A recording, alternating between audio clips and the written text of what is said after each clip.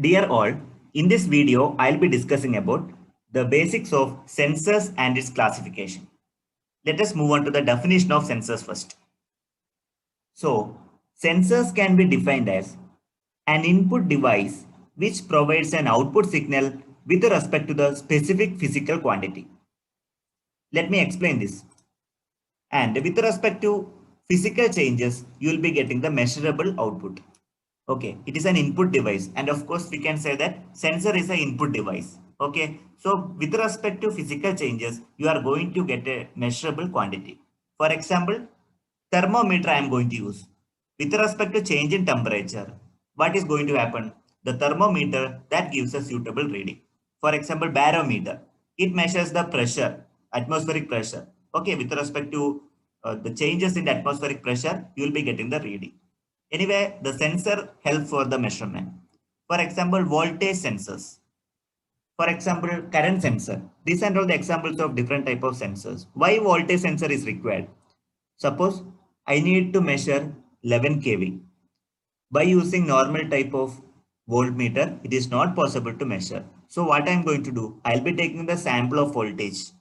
Okay, so with the help of voltage sensor, I can able to measure the high voltage, which will be converted into measurable quantity. So this is the definition for a sensor. You can see the block diagram also. As you can see, there are different varieties of sensor. For example, we can see LDR. What do you mean by LDR? See, LDR is available here. LDR is known as light dependent resistor, LDR. How LDR operate with respect to intensity of light. Okay, so if the presence of light, the resistance will be changing. That is why it is known as light dependent resistor. Similarly, you can able to see the soil moisture sensor. Okay, with respect to changes in soil moisture, you will be getting the electrical quantity. Either it may be voltage or current. And the humidity sensor is available here. Okay, with respect to humidity, changes in humidity, you will be able to get the particular reading. We have IR sensor. Okay, there are two type of IR sensor: transmissive type as well as reflective type. Then PIR sensor. Okay, rain sensor. Many varieties of sensors are available. Okay, so in this course we are going to familiar different type of sensors also. Okay. Now I would like to discuss about the importance of sensors in different areas. The main importance of sensor that is concentrating at automatic aircraft system. It is a closed loop control system. For example, consider a flight or an aeroplane. Position, height, speed, temperature and location has to be measured. In order to measure position, height, speed, temperature, location, humidity, all those things, we need sensors. Different varieties of sensors are required.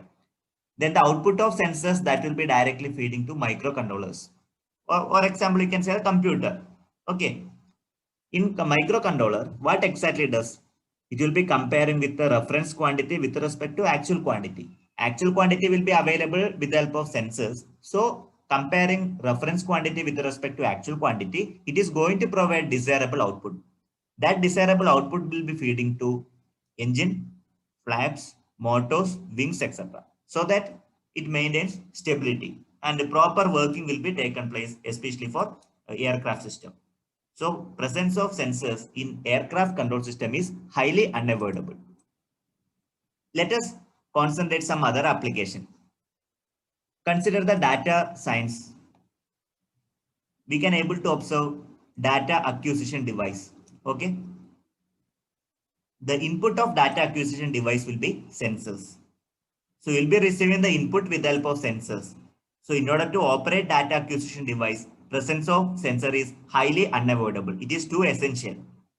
And this is your final output. So all are connected. Okay, sensor, output of sensor will be connected to signal conditioning devices. Then there will be an ADC and output will be directly connected to your particular computer. Clear?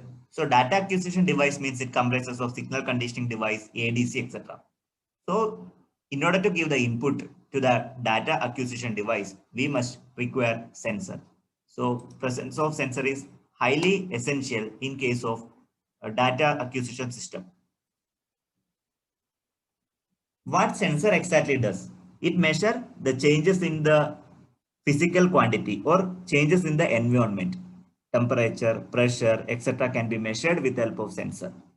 For example, you can see microphone, then thermometer. These are the popular examples of sensors. Let us understand what are the different type of sensors which are available. For example, thermocouples, then resistive temperature detector, you can call RTD, then thermistors. Thermocouple that is going to operate with the help of Seebeck effect. There will be hot junction as well as cold junction. Difference between hot and cold junction that produce voltage. Then thermistors. Okay, thermistor is actually based on the positive and negative temperature coefficient of resistance. Thermistors can be used in case of air conditioning system. These sensors will be helpful for measuring the temperature. If I talk about the strain gauges, it can measure strain, then pressure, tension, weight, etc. In order to measure weight and load, you can go for load cells. If I talk about linear variable differential transformer, that is called LVDT, it is mainly used for measurement of displacement or distance. If I mention about automobile, so accelerometer is highly unavoidable. And microphone is one of the best example of a sensor. It captures sound waves with a different frequency. And the current transducer that can be measured either AC or DC current. So these are the different type of sensors. Let me have a brief overview about other type of sensors. Let me continue. Voltage transformer, it measures the voltage. Then optical sensor, what it does? It detects presence of light, then it transmits the data and replace the conventional sensors. It is mainly used for the OFC communication, optical fiber cable. You must have familiar. It obeys based on the total internal reflection. Regarding the camera, without sensors, we cannot operate with the digital cameras. It is used to capture the signal and continuous 2D images. It is mainly used for the image processing. Then digital sensors that is used for discrete on off counting, then linear and rotary encoding, position control or position measurement, etc. can be done with the help of digital sensors. Regarding GPS, there are a lot of applications used to capture the longitudinal, then latitudinal position based on the GPS, then other satellite positioning system, especially for satellite positioning system. Okay, different GPS sensors with a different accuracy ranges are available nowadays. Okay, so we have familiar different type of sensors and yeah, its importance. Okay. In this session, I have mainly explained what do we mean by sensor and what are the different type of sensors. And one more point is remaining. How do you classify sensors? The first classification, you can divide the sensors into. I have listed out so many sensors, different type of sensors. You can classify the different type of sensors according to different parameters. Number one, active and passive sensors. Let me know what do you mean by active sensors. In case of active sensors, which require external power or any external excitation that is required. If I speak about passive sensors, it doesn't require any external power signal or any kind of excitation. So this is actually one type of classification, active as well as passive sensors.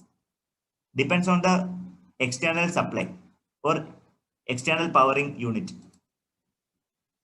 The second classification is by means of detection used in the sensor. For example, it may be electric detection or biological detection, chemical detection or radioactive detection. Based on that, you can divide electric sensor, biological sensor, chemical sensor, radioactive sensor, etc. The third classification is based on the conversion phenomenon. If I speak about thermoelectric meters, thermoelectric sensor, the input will be temperature and output will be electrical quantity. Electrochemical signal, input will be chemical changes and output will be electrical quantity. So chemical changes will be measured in terms of electrical quantity. Electromagnetic, for example, antenna, you must have seen antenna, electromagnetic waves, that is actually dealing with the antenna. Then output will be electrical quantity. Thermo-optic, okay, input may be temperature and output will be in terms of light. The fourth classification is analog and digital sensors based on the output. What kind of output you are getting from the sensor? Will it be analog or will it be digital? According to that, you can divide the sensor. For example, analog sensor that provides the continuous output, where digital signal, what I can say, it will be like 0, 1, 0, 1, so on. So in this session, we have discussed about what do you mean by sensor, a simple block diagram of sensor, list out different type of sensors. We made a brief list and we have understood the basic type of sensors which are available in the market. And we understood the importance of sensor, where it can be employed, and two major area we have explained. And finally, the classification. How do you classify? There are different criteria. We familiarized almost 5 criteria. According to 5 criteria, we have divided the sensor accordingly. In the coming video, I'll be discussing about transducer. What do you mean by transducer? Importance of transducer. How do you classify transducers? Okay. And we are going to familiar various varieties of transducers as well as sensors. Finally, thank you very much for watching this video. If you are having any queries, please do put up in the comment box.